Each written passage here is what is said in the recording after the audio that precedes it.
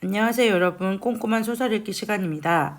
오늘 함께 공부해볼 작품은 박지원의 예덕선생전입니다. 박지원은 조선 후기 문인이자 실학자인데요.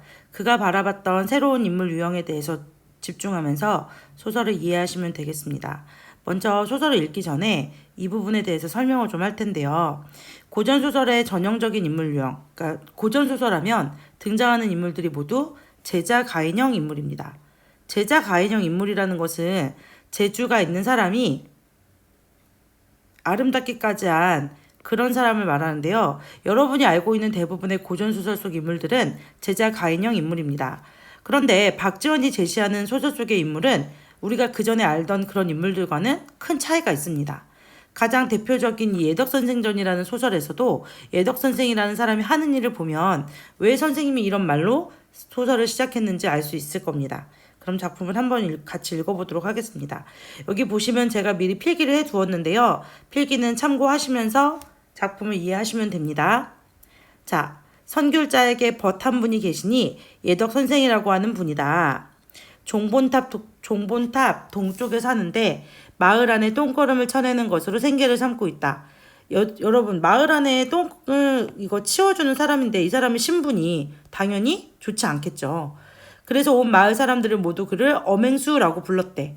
행수는 막리를 하는 늙은이의 칭호요. 엄은 그의 성이다.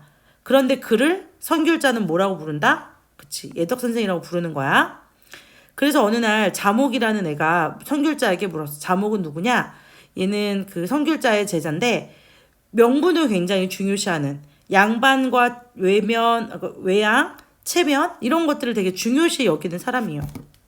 그래서 양반의 전형적인 의식을 대변하는 그런 사람이라고 보시면 좋겠습니다. 자목 체크해두세요. 그 전에 선생님이 제게 말씀하시기는 벗은 동거를 하지 않는 아내요. 한 탯줄에 나오지 않은 형제라 했습니다. 동거하지 않는 아내, 아주 가까운 사람이고 한 탯줄에 나오지 않은 형제, 아주 소중한 사람이다 이런 얘기겠죠. 벗이란 이렇게 소중한 것입니다. 이 세상에 한다 하는 양반님들 중에서도 선생님의 지도를 받으려는 이가 수두룩합니다. 선생님은 그런 분들을 상대로 하지 않으십니다. 이 선귤자라는 사람이 덕망이 높아서 많은 사람들에게 어떤 귀감을 줘서 사람들이 이 사람과 함께 이렇게 친분을 쌓고자 해. 그런데 선귤자는 그들과 상대하지 않는다는 거죠. 그런데 지금 엄행수로 말하면 마을 안에 처단 사람으로 막리를 하는 하층의 처지요. 마주서기가 욕스러운 자입니다. 부끄럽다 이런 얘기야. 선생님이 그의 인격을 높여 스승이라고 일컬으면서 장차 교분을 맺어서 벗이 되려고 하시니 저까지 부끄러워서 견디지 못하겠습니다. 이제 선생님의 문화를 하직하려고 합니다. 이게 무슨 말이야? 선생님이 너무 낮은 신분의 그 사람을 선생이라고 하면서 함께 어울리려고 하는 거 보니까 내가 다 부끄럽다. 나 같이 못 있겠다. 너의 문화를 떠나겠다라는 거죠. 여기 봐서 자목이라는 애는 사람을 어떤 걸로 판단하니? 그쵸? 외적인 조건을 중요시하는 거지. 사람을 판단하는 데 있어서 자목은 외적인 요소를 중요하게 여기는 사람이야. 이에 대해서 선귤자가 웃으면서 말했다. 자, 거기 앉게. 벗에 대한 이야기를 내가 자네에게 해줌세. 속담에도 있거니와 의원이 제 병을 못 보고 무당이 제 굿을 못한다고. 자기의 허물은 자기가 모른다 이런 말이잖아요. 예. 자기 생각으로는 이거야말로 내 장처라고 믿고, 장처는 장점이야. 이거야말로 내 장점이라고 믿고 있는 점도 남들이 몰라준다면 어떤 사람이나 속이 답답해서 자기의 결함을 지적해달라는 편으로 말을 꺼내게 되는데, 내가 어떤 장점이 있어. 근데 나의 장점을 사람들이 몰라봐. 그럴 때 그냥 야, 내 장점이 뭐야? 이렇게 묻지 않고 대부분의 사람들은 나의 문제점이 뭘까? 이런 식으로 말을 꺼낸다는 거지. 사실 내가 듣고 싶은 건 나의 장점인데. 그런데 그런 때에 칭찬만 하면 아참에 가까워 멋대가리가 없고 타박만 하면 흉보는 것으로 떨어져서 본의와 달라지네. 그러니까 이럴 때 너무 칭찬을 하면 아유 너 너무 아부하는 거지? 이렇게 느껴지거나 아니면 또 그래 너의 문제점은 이런 거야 이렇게 하면 오히려 듣는 사람이 서운하다는 거죠. 내가 듣고 싶은 건 사실 나의 장점인데 상대가 나의 단점을 진짜 막 얘기하면 걔를 보지 않는다는 거지. 그러니까 그의 장처가 아닌 점을 들주어 대충 이렇게 딴전을 한단 말일세. 무슨 말인지 이해가 되시죠? 야, 나는 뭐가 문제야? 라고 하는 것은 사실 답이 정해져 있어. 너는 이런 점이 좋아. 라는 장점을 듣고 싶은 거야. 그런데 이걸 돌려서 표현한다 이런 얘기지. 자, 그렇게 적절한 내용이 아닌 만큼 설사 좀 꾸짖음이 과하더라도 저편에서 고를 내지는 않을 걸세. 그것은 그가 꺼리는 바가 아니기 때문이지. 왜냐면 내가 그 상대방이 나한테 뭐 우물쭈물 대충 그냥 네 단점은 그냥 뭐 넌 좀 기분이 왔다 갔다 하는 것 같아 라고 해도 듣는 나는 아 그래? 정도로 만다는 거죠. 왜? 그건 내가 생각할 때 나의 단점이 아니기 때문에. 그러다가 숨겨놓은 물건을 알아맞히듯 그치만 너는 굉장히 밝은 면이 있어 라고 하면 그치 내가 좀 그런 게 있어 이렇게 말한다는 거죠. 그러다가 숨겨놓은 물건을 알아맞히듯이 슬그머니 그가 장점이라고 믿고 있는 점을 언급한다면 마치 가려운 데나 긁어준 듯이 속마음으로 감격할 것이다. 가려운 데를 긁는데도 묘리가 있다. 그러니까 그 사람이 듣고 싶은 말을 해줄 때도 방법이 있다는 거야. 무턱대고 얘한테 칭찬만 해주거나 단점만 얘기해서는 안 된다는 거지. 등에 손을 댈 때에도 겨드랑이에 가까이 가지 말고 가슴을 만질 때에는 목을 건드리지 말아야 하네. 즉 선을 넘지 말아야 돼. 아무리 친한 사이라도 선 넘지 말아야 돼. 이게 이제 세속적인 어떤 사람 사이의 관계야. 친해지려면 딱 선을 지켜야 된다는 거지. 칭찬 같지 않게 칭찬이 되게 하면 왈칵 나의 손목을 잡으면서 자기를 알아준다고 할 것세. 그래 이렇게 벗을 사귀면 좋겠는가?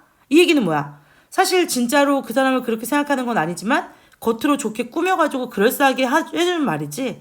우리 이런 걸 교원영색이라 그래. 겉다르고 속다른. 겉으로는 너 훌륭하지 이렇게 얘기하지만 속으로는 너 좀 별로야 이렇게 얘기하는 거죠. 상대의 마음을 얻기 위해서 얼굴 낯빛을 좋게 꾸며서 좋은 말을 하는 것. 그런 게 속세의 사귐이다 이런 얘기야. 자목이 손으로 귀를 가리고 내빼면서 이렇게 하면 몰라 뭐 이렇게 하듯이 가는 거죠.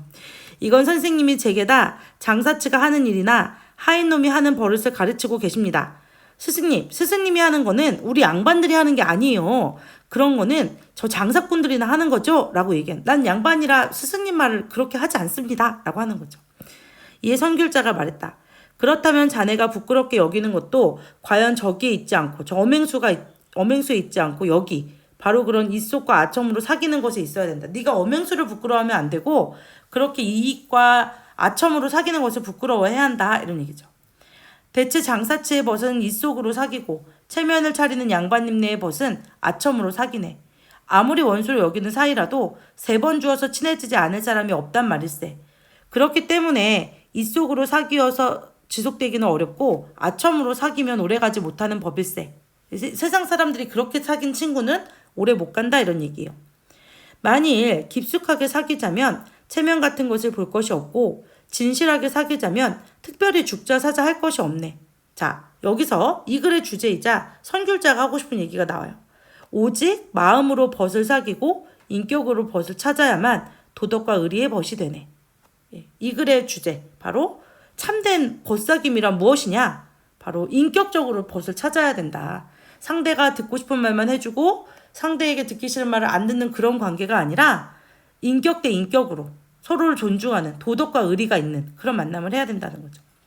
이렇게 사귀는 벗은 천년 전의 옛사람도 아득해 떨어져 있는 것이 아니오 만리의 거리도 먼 것이 아닐세. 저 어맹수라는 분이 언제 나와 알고 지내자고 한 것일까마는 그 사람은 어맹수는 선귤자한테 나 좀 알아주세요 이런 적이 없어. 그저 내가 늘 그분을 찬양하고 싶어서 견디지 못하네. 선귤자에게 어맹수가 나 좀 봐주세요 한 적이 없어.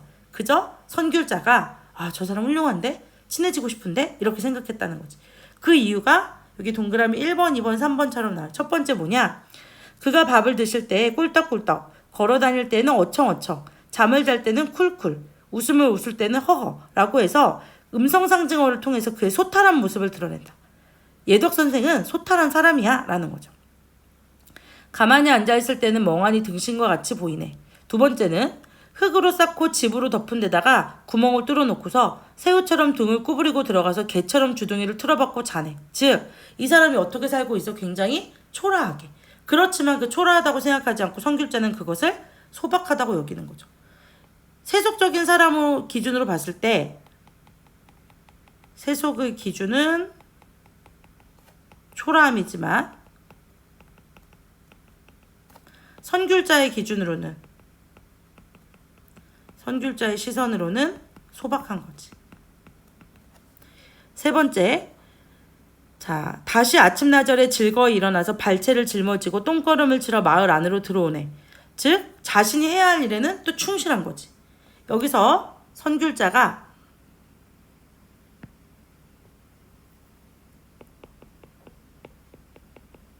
예덕 선생을 어떻게 평가하고 있느냐? 예덕 선생의 장점이야.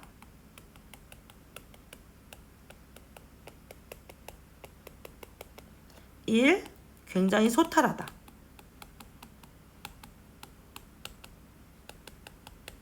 그 다음에 소박한 모습이야.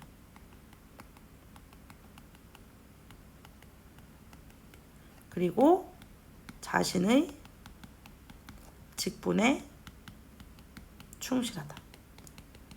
예, 제가 지금 여기 필기를 막 이렇게 여러 개 정신사납게 해놓은 것 같아서 여러분이 조금 어려울 수 있지만 사실 소설을 읽어가면서 이런 내용들을 참고하라고 적어둔 거거든요.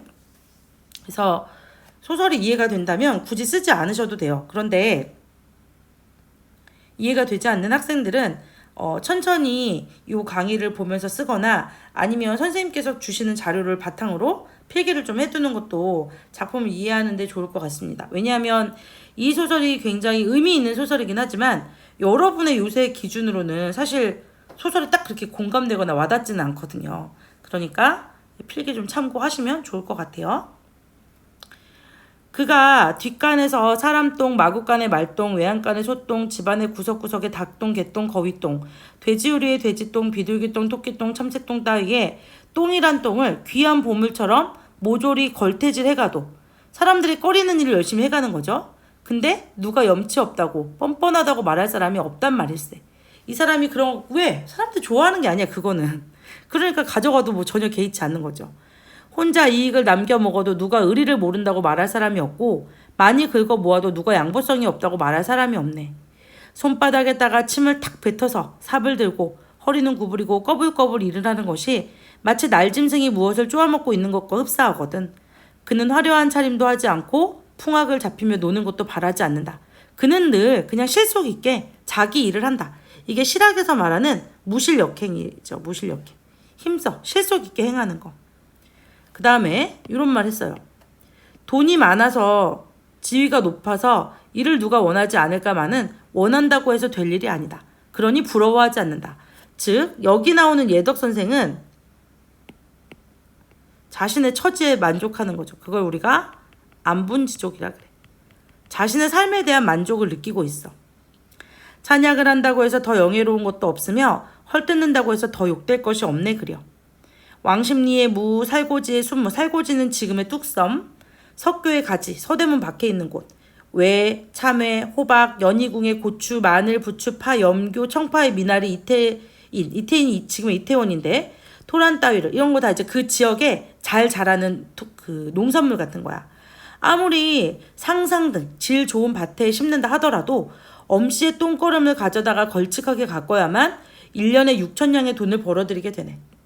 즉 엄씨가 없으면 엄씨가 이렇게 가져다주는 이게 없으면 얘네들이 이익을 낼 수 없지.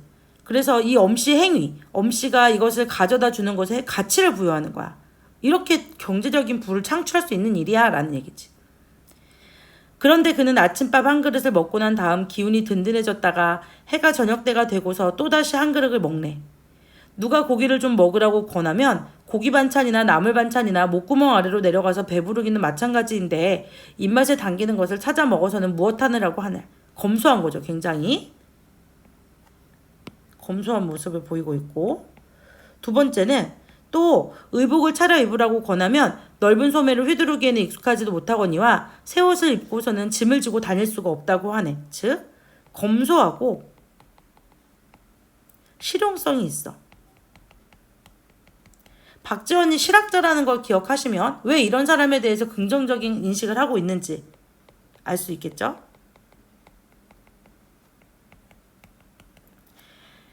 그러나 해가 바뀌어 설이 되면 이른 아침에 처음으로 갓을 쓰고 옷옷을 입고 띠도 띠고 신도 신고 새로 신고 동리 이웃 간에 두루두리면서 새해 인사를 하네.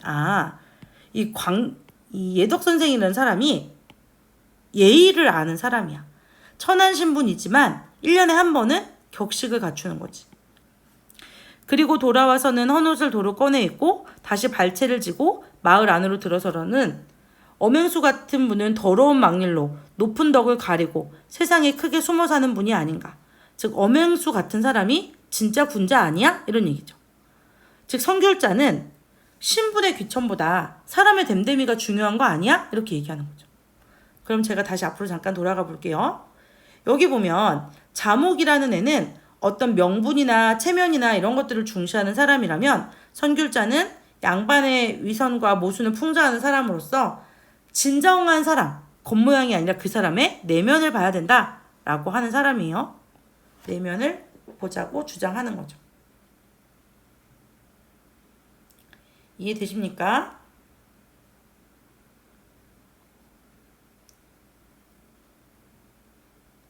자, 그럼 뒤로 다시 넘어가 볼게요. 마지막. 옛글에 이르기를 부자와 귀인의 처지에서 부자와 귀인으로 지내고 가난하고 미천한 처지에서 가난하고 미천한 대로 지낸다고 했네. 대체 처지란 것은 이미 정해져 버렸다. 운명론적 태도야. 사람의 분수와 처지는 이미 정해졌어. 또 시경에 이르기를 아침 저녁 공무를 같이 보는데도 분복이 저마다 다르다고 했네. 분복은 타고난단 말이지. 모든 사람이 이 세상에 태어날 때 각기 정해진 분과 복이 있는 것이니 제 분복을 가지고 대체 누구를 원망하겠는가. 새우젓을 먹게 되니 다갈찌개가 생각나고 대옷을 입게 되면 모시옷이 입는 게 부럽게 되는 것이다. 사람의 욕심이라는 건 끝이 없어. 이런 걸 속담으로 말 타면 경마 잡히고 싶다 이랬어. 말만 타면 되는데 그 다음 단계를 또 욕심내게 된다는 거죠. 천하가 여기서부터 어지러워지고 백성들이 와하고 들고 일어나서 밭이랑 묵어 자빠지는. 이게 무슨 얘기냐? 사람이 저마다의 신분이 있어요. 타고난 신분이. 그걸 따르면 세상 혼란스럽지가 않아. 근데 사람들이 그 분수가 아니라 더 많은 것을 욕심내다 보니까 어지러워진다 이런 얘기야. 그러면서 진승, 오강, 함적 얘네들 모두 난을 일으켰던 그런 농민들인데 진승과 오강과 항적의 무리가 그래 농사일이나 하는 데만 만족하고 말 사람들이었는가. 걔네들이 농사일에만 만족했으면 난을 일으키지 않았겠지. 농사일에 만족하지 못했기 때문에 자신들의 분수는 농사를 지어야 되는데 그거를 만족하지 못했기 때문에 저런 난을 일으켰다 이런 얘기야. 주역에서 짐질 것도 있고 탈 것도 있어서 도적을 불러들인다고 한 것이 바로 이것을 두고 이른 말일세. 즉 가진 게 많으면 도둑놈을 불러들이게. 욕심이 많으면 자기의 분수에 맞지 않는 일을 하게 된다 이런 얘기겠지. 그렇기 때문에 굉장한 벼슬자리에 깨끗이 못한 구석이 있으며 제 힘으로 번 것이 아니고는 재산가의 칭호도 더러운 것이다. 왜? 사람이 그런 자리에 가면 깨끗해질 수가 없대. 더 많은 욕심을 부리게 되니까. 또 자기 힘으로 번 것도 아닌 재산가는 깨끗하다고 할 수 없어. 왜? 분명히 어딘가에서 더 이익을 얻기 위해 나쁜 일을 했겠지. 본디 사람의 숨이 떨어지면 입안에 구슬을 넣어주는 거. 이걸 반함이라고 하는데 사람이 죽으면 입에다가 구슬이랑 쌀알을 넣어준대요. 이것도 깨끗이 가라는 뜻일세. 저 엄행수가 똥을 지고 거름을 메어다가 그걸 업으로 사는 것은 지극히 깨끗하지 못하다고 보겠지만 겉으로 더러워 보이지만 사실 생활은 지극히 향기로워. 왜? 자기 분수에 맞으니까. 아이고.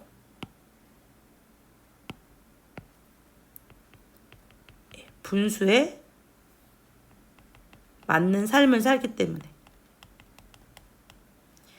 몸을 굴리는 것이 지극히 더럽다고 보겠지만 의리를 지킨다는 점에서 지극히 높은 것일세. 그 뜻을 미루어 생각컨대 비록 굉장한 벼슬자리라도 그를 움직이지는 못할 것일세. 그러니까 선귤자가 볼 때 엄행수는 겉으로 더러워 보이는 일을 하니까 더러워 보일 수 있어. 하지만 자기의 분수를 알고 맡은 바 일을 성실하게 하는 내면의 덕이 높은 사람이야. 이런 얘기야. 이렇게 본다면 깨끗한 가운데도 깨끗지 못한 것이 있고 더러운 가운데도 더럽히지 않은 것이 있단 말일세. 사람 겉만 보고는 모른다. 이런 얘기야. 내가 먹고 입는 데서 견디기 어려운 처지에 다다르면 항상 나만도 못한 처지의 사람을 생각하게 되는데 엄행수에 이르러서는 견디기 어려운 처지란 없네.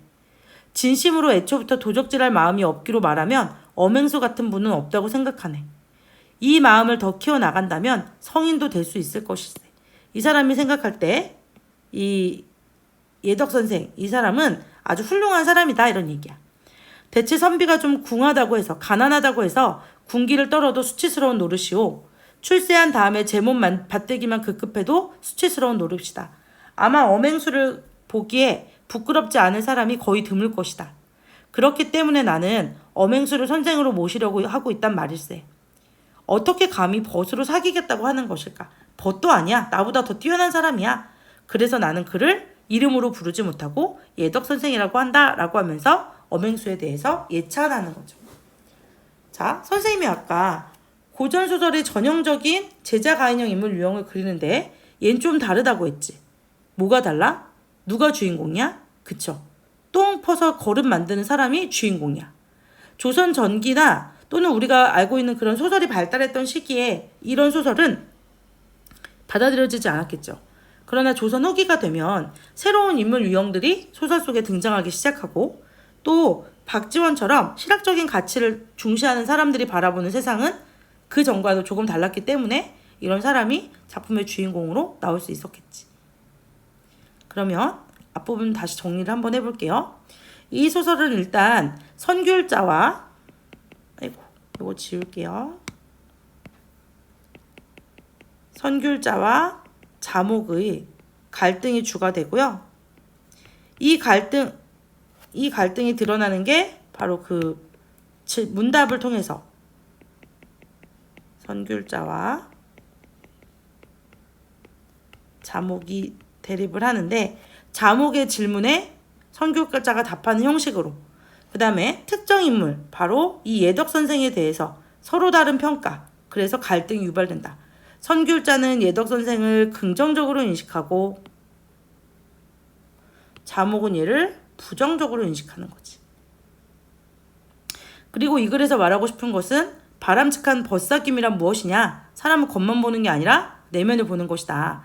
두 번째는 양반들의 허욕과 허위의식. 양반 너희들 제대로 일도 안 하면서 사람 겉만 보고 판단하고 자기 분수에 넘치는 욕심을 부리고 이런 것들을 비판하는 것이다 라는 거죠. 이해되시나요? 예. 그러면 뒤로 넘어가 보도록 하겠습니다. 학습활동에 보시면 결국은 학교 내신 대비는 학습활동을 나 혼자 풀 수 있느냐 없느냐의 문제인 것 같습니다. 작품을 이해했다면 적어도 학습활동에 내 스스로 답을 달 수 있어야겠죠. 그리고 학교마다 이 과목을 가르치는 선생님이 한 분이 아니시고 최근에 출제는 다 공동 출제로 이루어지기 때문에 여러 선생님들에게는 똑같은 기준을 가지고 출제할 이유가 있어요. 그래서 그럴 때 가장 기준이 되는 건 학습활동이라는 거 잊지 마시고 학습활동 꼼꼼히 공부합시다. 그럼 여기서 이제 중요한 게 이런 거잖아요. 엄행수에 대해서 어떻게 평가하느냐. 자목은 이렇게, 선귤자는 이렇게. 아까 한 것처럼 자목은 엄행수를 부정적으로 인식하고 선귤자는 엄행수를 긍정적으로 인식하고 있죠. 요거 안에 있는 내용은 여러분이 확인해 보십시오. 선귤자의 이야기를 통해서 작가가 하고 싶은 얘기는 뭐냐? 작가가 하고 싶은 얘기는 뭘까요? 바로 요런 거. 벗을 사귀는 데서 신의를 지키보다 아첨을 일삼는 것. 성실하게 일하기보다 옷을 갑자기 체면을 차리는 것 더 신경 쓰는 것. 분수에 만족하지 못하고 욕심을 부리는 것. 제가 아까 이미 언급했던 것들입니다. 친구를 사귀는데 뭐가 중요하냐? 외적인 것보다 내면이 중요하다. 그 다음에 자기 분수에 맞게 일하는 게 중요하다. 그리고 더 많은 욕심을 내는 건 경계하라. 이런 얘기죠. 그 다음에 여기 보시면 공감하는 부분이나 비판하고 싶은 부분은 학교 선생님들이 얘를 활용해서 문제를 내실 수는 있겠지만 이거 한번 그냥 읽어두시면 될 것 같아요. 여기서 다시 한번 읽어두시면 됩니다. 여기도 확인하시고요. 맨 마지막 볼게요. 예덕 선생전은 소외된 계층을 주요 인물로 등장시킨 작품. 자, 누구? 그치. 엄행수. 당대에는 파격적인 작품이다. 왜? 원래는 제자 가인형 인물이 아니기 때문에 작가는 스스로 일을 하고 남의 것을 탐하지 않으며 검소한 생활하는 엄행수의 삶을 긍정하면서도 엄행수의 삶을 긍정 그 반대편에 있는 양반들을 비판 여기가 중요한 요소 중에 하나겠죠. 엄행수를 긍정 반대편에 있는 양반들을 비판 자, 여기까지 확인하시면 됩니다. 수업 마치겠습니다. 수고하셨습니다.